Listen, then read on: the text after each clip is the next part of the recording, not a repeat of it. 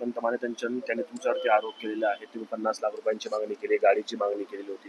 काय या आरोपांना प्रत्युत्तर असणार आहे का निवडणूक आता बोलावते? माजी आमदार यशवंत माने हे कुणाच्या सांगण्यावरून बोलते हे त्यांनी आधी सांगावं मला. आणि माझे आमदार त्यावेळेस उमेदवार होते आणि त्यावेळेस एका उमेदवाराला जर एखादी महिला जर ऑफर मागत असेल, ऑफर केली असेल, म्हणत असेल की मला असं अशी मागणी केली असेल, मला हे द्या, मला ते द्या, तर त्यांचं ऑफिस जिथं होतं ना तिथं मी सुप्रिया त्यांच्या सांगण्यावरून गेलेले होते. मी प्रत्येकांकडे गेले होते न्याय मागण्यासाठी. मी प्रणिती शिंदेताईकडे गेले, मी सुप्रियाताईंकडे गेले, विजय वडेट्टीवार साहेबांकडे गेले, अंबादास दानवेंकडे गेले, अजितदादांना मी निवेदन दिलेलं आहे, दिलीप वळसे पाटील यांना निवेदन दिलेलं आहे. झालेला प्रकार प्रत्येक नेत्यांच्या कानावर घातलेला होता. आणि मग त्यांना पण मी असंच ऑफर त्यांना पण मागितलं असेल का काय? ते पण त्यावेळेस सत्ताधारी होते ना, काही विरोधक पण होते आणि काही सत्ताधारी होते. प्रत्येक आमदार खासदार कोण अशी मागणी केली असती मला मदत द्या म्हणून. हे विद्यमान आमदार असल्यामुळे मी तिथं गेले होते. ते पण सुप्रियाताईंच्या सांगण्यावरून गेले होते. त्यावेळेस ते म्हणतात मी आता एवढं पंधरा मागितले, एक गाडी मागितली आणि 10 लाख रुपये मागितले. त्यांचं कॅल्क्युलेशन थोडंसं चुकतंय.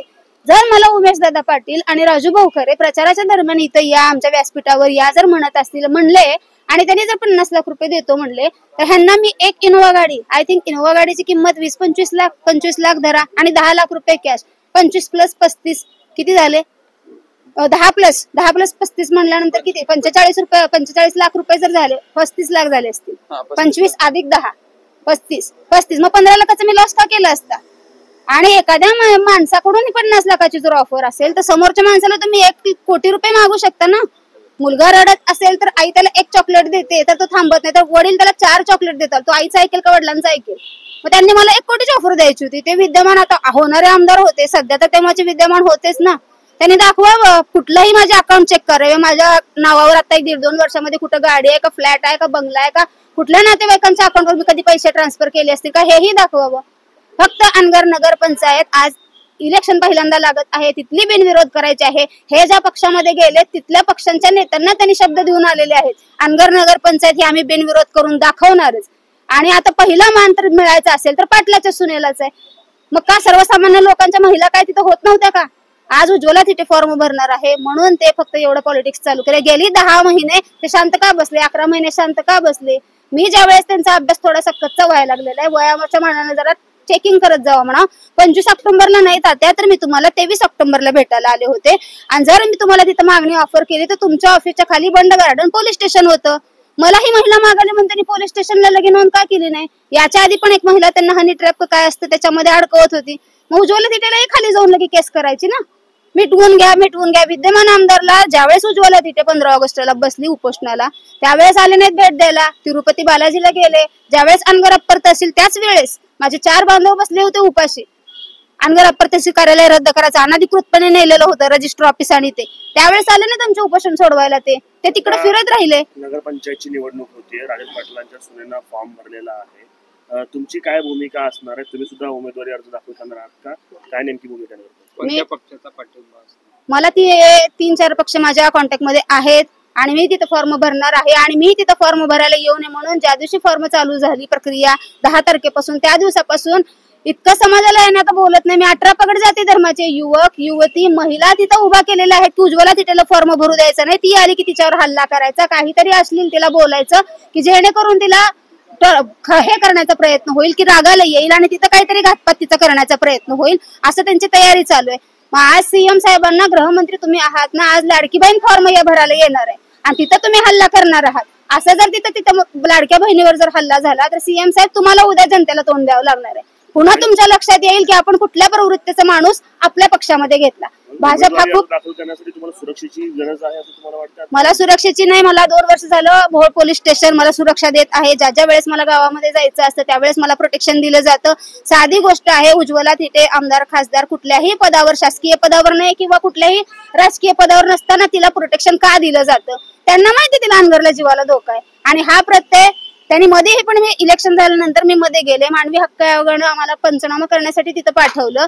तर मी तिथे गेल्यानंतर 500 लोकांचा जमाव माझ्या अंगावर परत ह्यांनी घातला. त्याची केस आहे, तिथे चालू केस आहे मोहोळ पोलीस स्टेशनला. पहिल्यांदा नगरपंचायत निवडणूक लागते, तुमचा निवडणूक लढायचा निर्धार ठाम आहे. माझ्यावर हल्ला झाला, माझ्या मुलाला आणि मला तिथं दगाफटका जरी झाला तर आम्ही तिथेच बघा विषाची ही बाटली घेऊन जाणार आहे. लास्ट सांगते तुम्हाला, आणि मी तिथं फॉर्म भरल्यानंतर तिथंच दोघं माझ्या लेकरं बसू काय आमचा घातपात करायचं ना, इतरांच्या हस्ते करू नका, दुसऱ्यांना बळी देऊ नका. तुम्ही तिघही बापले आणि तुमचं माझं वय आता त्याच्यातून या यशवंत मानेने उडी घेतली ना, तुम्ही चौघांनी मिळून तिथंच आम्हाला मारून टाकायचं. नाही, खरं तर तुमच्यावर देखील आरोप होऊ शकतात की ज्या पद्धतीने तुम्ही विधानसभेच्या आधी आरोप केलेले आहेत, नगर परिषदेची निवडणुका डोळ्यासमोर ठेवून त्यावेळेस तुम्ही आरोप केला असा देखील तुमच्यावर आरोप होऊ शकतो. मग मी राजकीय आहे का? ह्या आधी पूर्वीपासून ज्या वेळेस मी आमदार खासदारांकडे न्याय मागायला जाते त्यावेळेस मला न्याय दिला जात नाही. उपोषण केले त्यावेळेस माझी कुणी दखल घेतली नाही, त्यावेळेस ते उपोषणस्थळी आले नाहीत.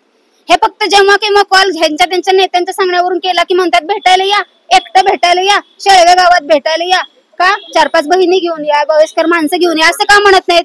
एकटं महिलेला का बोलतात? विद्यमान आमदार त्यावेळेस ते विद्यमान होते ना. मग तुम्ही निवडणुकीच्या रिंगणात फक्त ज्या काही अन्याय तुमच्यावर झालेला आहे त्या अन्यायाचा वाचा फोडण्यासाठी माझ्या एकटीच्या अन्यायासाठी नाही, अनगरमध्ये आतापर्यंत खूप महिलांवर अन्याय झालेले आहेत, खूप समाजावर पण अन्याय झालेला आहे आणि खूप गावातील लोकांवर अन्याय झालेला आहे आणि खूप गावं लोक आमच्यासारखी बाहेर गेलेली आहेत. आणि त्या सर्वांचीच इच्छा आहे की ताई तुमच्या मार्फत आम्हाला न्याय मिळेल. आणि ते म्हणतात आम्ही कसं जे आम्हाला परत पाहिजे त्या पद्धतीने आम्ही सपोर्ट करू, पण तुम्ही उभं राहावं ना, अनगरच्याच लोकांची इच्छा आहे. आणि पाटील साहेब, मी आमदार राजन पाटलांनाच सांगते, घर का बेदी लंकाडा ही म्हण आहे ना, त्यापैकी तसंच सांगते, तुमच्या अवतीभोवतीची जी माणसं आहेत, जे कोण तुम्ही आहेत, आता ही राजन पाटलांचं म्हणणं आहे, यशवंत मानेंनी तुमच्यावर किती कशी टीका केली हे पण व्हिडिओ माझ्यापाशी आहेत. राजन मला म्हणू दे, मला दाखवा, मी ते दाखते. तुम्ही तर विधानसभा निवडणुकीमध्ये राजू खरेंच्या व्यासपीठावरती गेलेला होता. आता जेव्हा तुम्ही नगरपंचायतीला फॉर्म भरतायत, राजू खरे असतील किंवा उमेश पाटील असतील, या दोघांचा तुम्हाला पाठिंबा असेल का? आता ते योग्य वेळी सांगेन मी. आता मी जेव्हा किंवा फॉर्म भरायला जाते तर ते जर योग्य वेळी सांगते ना.